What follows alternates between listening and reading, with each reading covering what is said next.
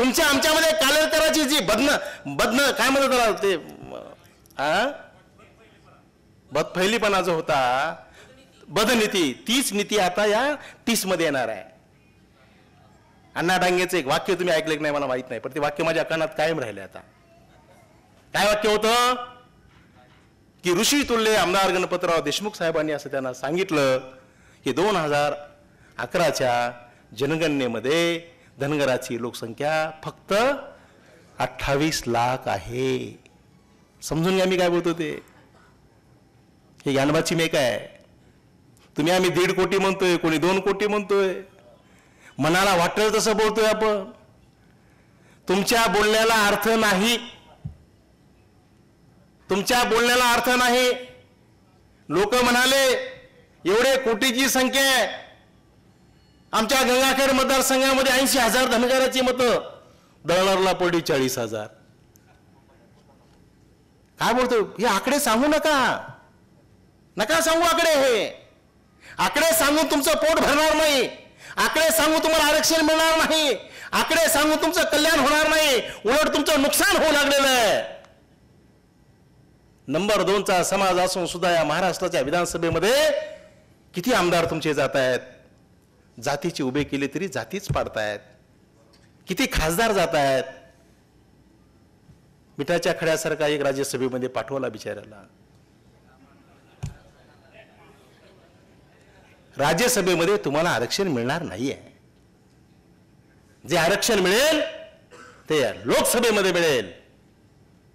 घटनेच्या 301 clause number 1 प्रमाणे महाराष्ट्र शासनाने जरी परवानगी नाही दिली, महाराष्ट्र शासनाने जरी शिफारस नाही पाठवली, तर या देशाच्या लोकसभेला आणि संसदेला 301 क्लॉज नंबर 1 प्रमाणे अधिकार दिलेला आहे की कोणत्या जातीचा समावेश एसटी मध्ये किंवा त्या जमातीमध्ये करायचा आणि करायचा नाही, किंवा कोणाला सवलती द्यायच्या आणि द्यायच्या नाहीत. हा अधिकार संसदेचा आहे. मी आपल्याला माहितीसाठी सांगतो, केंद्र सरकारने महाराष्ट्र शासनाला पत्र पाठवतंय की धनगर आणि धनगर एक आहेत का, प्लीज एक्सप्लेनेशन. दुसरं काहीच म्हणत नाही, आम्हाला स्पष्टीकरण द्या. ज्या महाराष्ट्रामध्ये धनगर समाजाचं एकही घर नाहीये, एकही गाव नाहीये, जे नाहीच त्याला तुम्ही मान्यता देताय कसा. टीस सुद्धा त्याच पत्तीचा आहे. अभ्यास म्हणून मी आपल्याला सांगतो, मराठा समाजाला आरक्षण दिलं पाहिजे, मिळालं पाहिजे म्हणून त्या काळचे उद्योगमंत्री असावेत नारायण राणे साहेब, त्यांच्या अध्यक्षतेखाली कॅबिनेटमध्ये एक समिती नेमली ना. त्यांनी महाराष्ट्रावर अभ्यास केला, अनेक अहवाल दिला आणि लगेच सवलतीचा जिहार काढला ना. मान्यता आहे ना तुम्हाला हे. आणि मग जेव्हा हे मोर्चे निघायला लागले तेव्हा IBN लोकमतवरती राणे साहेब सुद्धा होते आणि न्यायमूर्ती PB सावंत साहेब सुद्धा होते. मी मुद्दाम सांगते तुम्हाला हे. तेव्हा सावंत साहेब असं म्हणाले, न्यायमूर्ती त्यांच्या समाजाचे प्रचंड निस्वार्थी माणूस. तर राणे साहेब म्हणत होते, माझा अहवाल या भाजप सरकारने कोर्टाला दाखवलाच नाही, माझा अहवाल भाजप सरकारने कोर्टाला दाखवलाच नाही, एकदा कोर्टाला दाखवा बघा सवलती मिळतात का नाही ते. तेव्हा सावंत साहेब म्हणाले, राणे साहेब तुम्ही या महाराष्ट्राचे मुख्यमंत्री राहिलात किमान 8 महिने का असना, तुम्ही अनेक वेळेस मंत्री राहिलात, तुमच्या कॅबिनेटनं तुमचा ठराव पास करून समिती स्थापन केली, या समितीनं दिलेला अहवाल हा कोणत्या कायद्यामध्ये बसतो तुम्ही मला एकदा समजावून सांगा बरं. कुठं म्हणतायत? चर्चेमध्ये म्हणतायत, घरी बसून नाहीये. कोणत्या कायद्यामध्ये बसतो मला सांगा, कोणत्या घटनादत्त आहे, संविधानात्मक आहे का? राणे साहेबाला उत्तर देता आलं नाही. सावंत साहेब असं म्हणाले की असले अहवाल अनेक लोक तयार करतील, कोणी उठवल्याने अहवाल तयार करेल, कोणी सांगेलाने अहवाल तयार करेल, म्हणजे संविधान तुम्हाला मान्य करत नाहीये. संविधान जर मान्य करायचं असेल तर या महाराष्ट्रामध्ये राज्य मागास आयोग आहे, देशामध्ये केंद्रीय मागास आयोग आहे. जोपर्यंत हा मागास आयोग तुमच्या बाजूनं रिपोर्ट करत नाहीये तोपर्यंत तुम्हाला सवलती मिळत नाहीयेत. हे मी बोलत नाहीये, न्यायमूर्ती PB सावंत साहेब बोलतायत, एक जज बोलतोय. तीच अवस्था आपली आहे, तीच अवस्था आपली आहे. टाटा इन्स्टिट्यूट नावाची जी संस्था आहे ही माझ्या कॉलेज सारखी आहे, सरांच्या कॉलेज सारखी आहे. धर्मादाय आयुक्तांनी निर्माण केलेली, आणि ते सर्वेचं काम करतात, पैसा घेतात.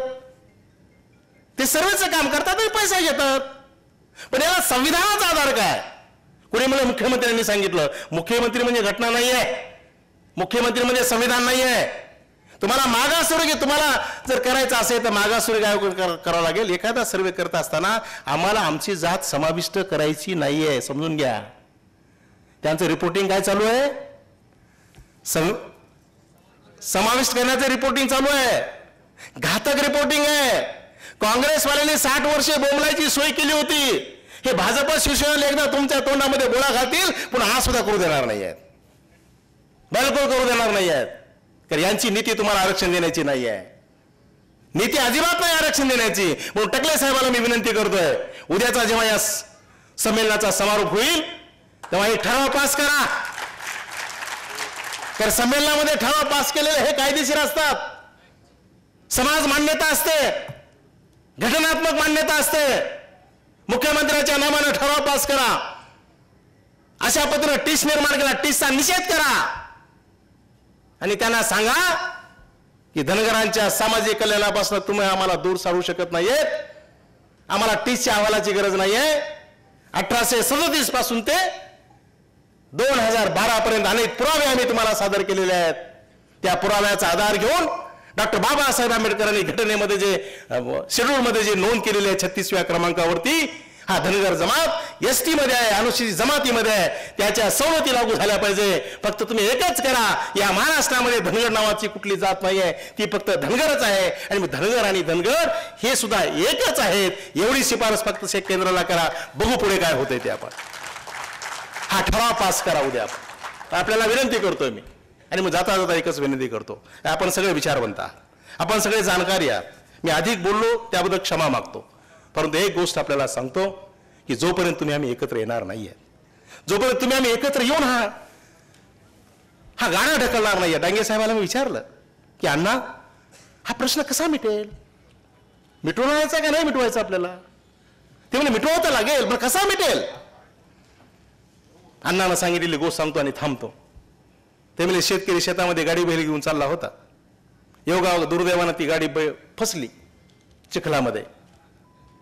गाडीमध्ये 2 माणसं होती, परेशान झाले. सोनाबाई नावाची आमची आजी दिसत नव्हतं, पण हात असं करून बघत होती, काय चाललंय पोरांचं, काय चाललंय पोरांचं. शेजारचे शेतकरी बोलवले, दुसरे 2 जण आले. 2 जण मागून झाले, 2 जण पुढून झाले. पुढचे मागे ढकलत आहेत, मागचे पुढे ढकलत आहेत.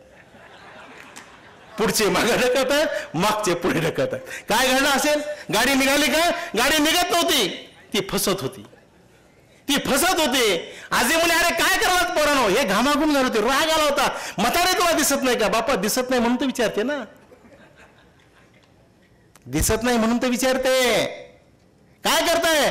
आजी चिखलामध्ये फसलेली गाडी वर काढण्याचा प्रयत्न करते. अरे रताळ्यानं गाडी अशी निघत नसते रे बेटा. मग 4 जण एका बाजूने गाडी ढकला. धनगर समाजाचे नेते म्हणणाऱ्याला माझी विनंती आहे, 4 इकडून आणि 4 तिकडून होऊ नका रे. मागून 4 आणि पुढून 4 होऊन आपल्याला नाही मिळणार रे राजा. हा समाज तुमच्यावरती प्रचंड विश्वास करून प्रेम दिले रे. लेकराला दूध नाही दिलं पण तुम्हाला पैसे दिले रे. लेकराला कापड नाही दिलं पण आलेला वर्गणीदाराला कधी परत नाही पाठवलं. घोंगडीमध्ये भाकरी बांधून नागपूरला चलत गेला रे माझा धनगर. कुणासाठी गेला रे? बाकीचे ज्ञानदेव महाराज आपले देवपुरुष आहेत आपल्या समाजाचे. 7 ऑक्टोबर 1989 मी अंबडला जिथं सर्व्हिस करताना मी मेळावा घेतला, तेव्हा वाकीकर बाबा असं म्हणाले होते, राजानो तुम्हाला शासन जर उद्या शिफारशी करू लागलं तर तुमच्याकडे शिक्षण नाही रे, शिक्षण घ्या. त्या मेंढपाळ करणाऱ्यासाठी आरक्षण नाही आहे, मेंढपाळाच्या कल्याणासाठी कोणी बोलायला तयार नाही आहे. तुम्ही आम्ही आमच्यासाठी व्हाईट कॉलरवाले बोलतोय की माझा पोरगा कलेक्टर झाला पाहिजे, माझा पोरगा डेप्युटी कलेक्टर झाला पाहिजे, माझा पोरगा तहसीलदार झाला पाहिजे, माझा पोरगा क्लास 1 क्लास 4 ऑफिसर झाला पाहिजे, म्हणून मला सवलती मिळाल्या पाहिजे. हे उत्तरदायित्व तुमचं आहे, शिकलेल्या लोकांचं आहे, नोकरदार लोकांचं आहे. तुम्ही एकत्र या, बघू कसं आरक्षण मिळत नाही. धन्यवाद.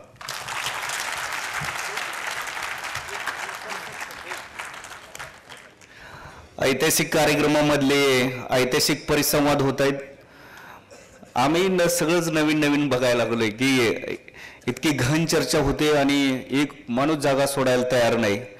त्यामुळं संजयजी सोनवणे साहेबांनी देखील या ठिकाणी हे साहित्य संमेलन अनेक पटींनी यशस्वी झालेलं आहे असं सांगितलंय. बाहेर देखील लोक ऑन स्क्रीन LED वरती एवढ्या मोठ्या प्रमाणावरती बाहेर देखील समाज बांधव आहेत आणि ते देखील बाहेर हे सगळं बघत आहेत, ऐकत आहेत. या ठिकाणी मी या तिन्ही मान्यवरांचा सत्कार करण्यासाठी मी प्रमुख पाहुण्यांना निमंत्रित करतोय. त्यामध्ये माननीय सुरेश आबा शेंडगे आणि माननीय नारायण मोठे देसाई साहेब यांना विनंती आहे की आपण दोघांनी या ठिकाणी विचारपीठावरती यावं आणि आदरणीय प्राचार्य R.S. चोपडे सरांचा या ठिकाणी सत्कार करावा.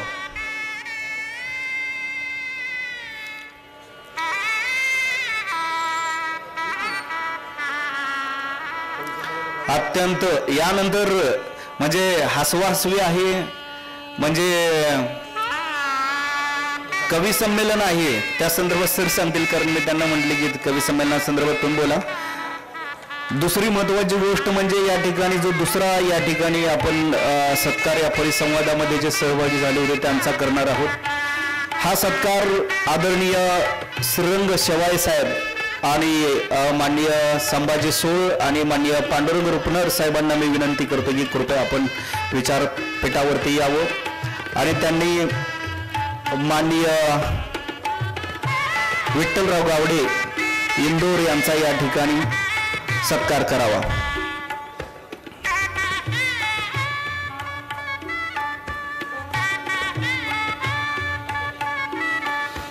घरचा कार्यक्रम आहे, आपल्याच माणसाकडून केलेला हा सत्कार आहे. या सत्काराचं मोल बांधवांनो कशामध्ये करता येत नाही.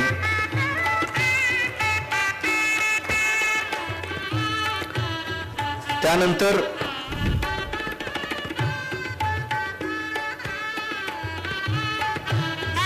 साहित्य संमेलनाचे स्वागताध्यक्ष माननीय श्री जयसिंग तात्या शेंडगे,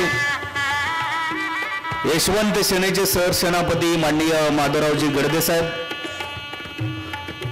ज्यांना पुरस्कार जाहीर झालेला आहे, क्रांतिमित्र विठोजीराव होळकर यांनी देखील या ठिकाणी विचारपीठावरती यावं. त्यांच्याकडून माननीय प्राचार्य डॉक्टर शिवाजीराव दळणर साहेबांचा या ठिकाणी सत्कार करायचा आहे दोघांच्या हस्ते.